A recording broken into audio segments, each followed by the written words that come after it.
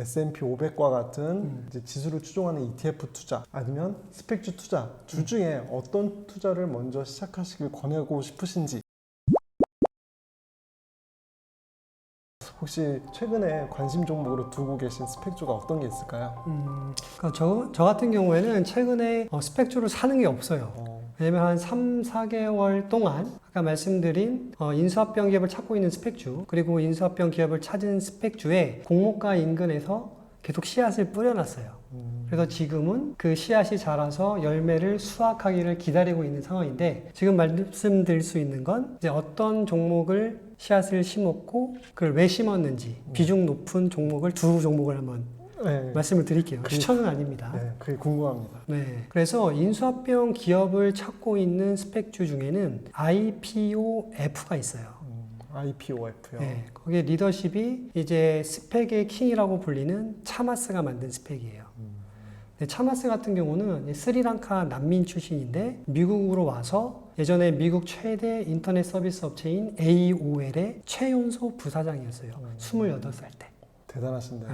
근데 이제 페이스북의 초기 임원이기도 해요. 그리고 그분이 페이스북에서 나와서 이제 소셜 캐피탈이라고 벤처 캐피탈을 만들어서 수익률이 굉장하다 보니까 이제 리틀 버핏이라고 별명이 붙었죠. 그리고 스펙도 여러 개 성공적으로 상장을 시키신 분이에요. 그래서 제가 그분이 만든 IPO2라는 스펙이 있는데 똑같은 이유로 10불 인근에 매수해서 2배 넘게 이익을 봤었고, 똑같은 이유로 이번에 IPOF가 10불 밑으로 내려왔어요. 그래서 몇 달 동안 계속 최대한 안전하게 하기 위해서, 어쩌면 리스크는 줄이면 좋은 거니까 공모가 밑에서 있을 때 제가 좀 크게 담았죠. 그게 하나가 있고, 두 번째는 이제 인수합병 기업을 찾은 스펙주예요. 그게 네. 그래서 세아라고 SEAH라는 스펙인데, 이 같은 경우는 한 4월 말에 이제 그 온라인 스포츠 베팅 및 온라인 카지노 기업 슈퍼그룹이라고 인수합병 발표를 했어요. 그래서 지금 주주 투표일이 잡히는 거를 기다리고 있거든요. 근데 일반적으로 스펙들이 찾는 그 인수합병 대상 기업들은 초기 스타트업들이 많아요. 그러면 매출이 없거나 뭐 매출이 적고 다만 미래 성장성이 높은 기업들. 근데 슈퍼그룹 같은 경우에는 매출액이 올해 한 1조 8천억 원, 그리고 에비타 같은 경우도 20%가 넘고 작년 영업이익이 16%였어요. 그러니까 규모도 있고 그리고 흑자 기업인 거죠. 사실 이런 스타트업 중에 그 흑자를 내고 있는 기업 찾는 것도 사실 쉬운 건 아니잖아요. 네. 봤더니 재무적으로 좋고, 그리고 스펙으로 상장한 동종업계의 그 PSR을 봤더니 딴 것들은 뭐 예를 들면 뭐 6배, 10배, 20배인데 여기는 3배밖에 안 돼요.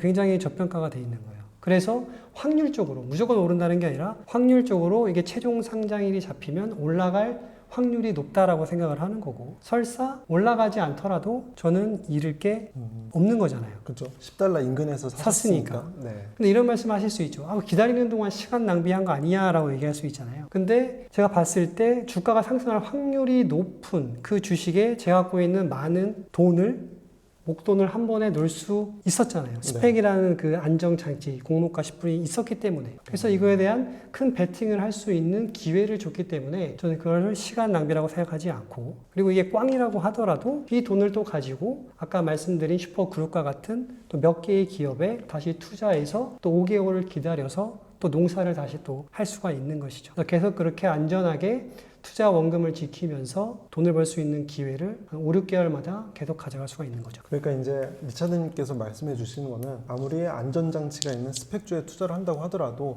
씨앗을 여러 군데 뿌리면서 분산 투자를 하는 것이 기본이다, 이렇게 받아들일 수 있을까요? 네, 그렇죠. 왜냐하면은 이게 하나만 해놓으면 이게 주가가 올라갈 거라고 생각을 했는데 안 올라갈 수가 있잖아요. 그렇죠. 그래서 뭐 2개, 3개로 해놓으면 하나가 안 되더라도 다른 하나가 크게 최종 상장 전에 올라가 주면 저는 그걸로 돈을 벌 수도 있고, 그러면 최종 상장 이후에는 아까 방어선이 없어지잖아요. 그러면 조금 떨어지더라도 안전 마진이 있기 때문에 제가 좀 더 가져갈 수가 있게 되는 거죠. 워낙에 저렴한 가격에 매수를 했기 때문에 좀 더 장기적인 가격의 상승을 보고도 투자를 할 수 있는 방법이 되겠어요. 그렇죠. 안전 마진이 생긴다고 하면요. 우리 스펙주 투자의 아버지인 리차드님께서는 아드님에게 S&P 500과 같은 이제 지수를 추종하는 ETF 투자 아니면 스펙주 투자 둘 중에 어떤 투자를 먼저 시작하시길 권하고 싶으신지 이게 궁금한데요.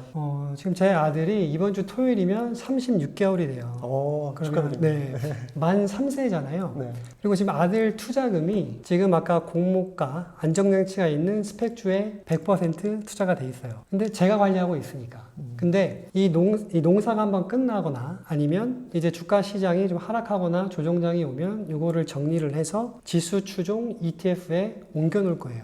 그래 놓고 매월 적립식으로 해서 만 27세까지 모을 거예요. 그렇게 되면 남들이 사회 생활을 시작할 때 제 아들은 경제적 자유를 이미 누리고 있습니다. 누리겠죠. 네. 저 같은 경우에는 미국 주식이 우상향한다. 그리고 시간의 힘을 저는 믿어요. 근데 저 같은 경우는 우리 아들처럼 어떠한 10년, 20년을 기다릴 수 있는 시간은 있겠지만 시간적 여유가 없어요. 그래서 저한테는 아들이 없는 목돈이 있고 그리고 어떠한 투자 철학, 잃지 않고 돈을 지속적으로 벌 수 있는 스펙 투자법을 알고 있기 때문에 저 같은 경우는 이제 스펙 투자법을 통해서 제 자산을 농사를 계속 6개월마다 한 번씩 지으면서 짧게는 1년, 길게는 5년 정도의 어떤 성과를 내서 제가 원하는 수준의 경제적 자유를 얻으려고 하고 있습니다. 그러니까 투자 자금이 작으면 이제 매월 적립식으로 모아가면서 투자를 할 수 있잖아요. 네. 근데 목돈이 이미 있으신 분들 같은 경우는 이 돈을 가지고 한 번에 어떤 ETF든 일반 종목이든 넣을 수가 없는 거예요. 저는 그게 너무 무서운 거예요. 우상향 할 건 알겠지만 내가 돈 시점에서 하락할 수가 있는 거죠. 그건 아무도 모르는 거잖아요. 그래서 그 돈을 절대 잃으면 안 되기 때문에 저 같은 경우에는 일반주나 ETF에 못 넣는 거예요. 그래서 안정장치가 있는 스펙주에 10불에 넣어놓고 만약에 주가가 하락하거나 폭락장이 왔을 때 그걸 조금씩 빼면서 ETF든 우량주에 넣을 수 있는 투트랙 전략으로 가는 거죠. 한 가지 투자만 고집하는 게 아니라 그렇죠. 다양한 투자를 통해서 네. 최대한 안전한 방향을 추구하시는 거네요. 그렇죠. 혹시 자두님께서 우리 맘편한 개미님들께 마지막으로 하고 싶으신 말씀이 있으실까요?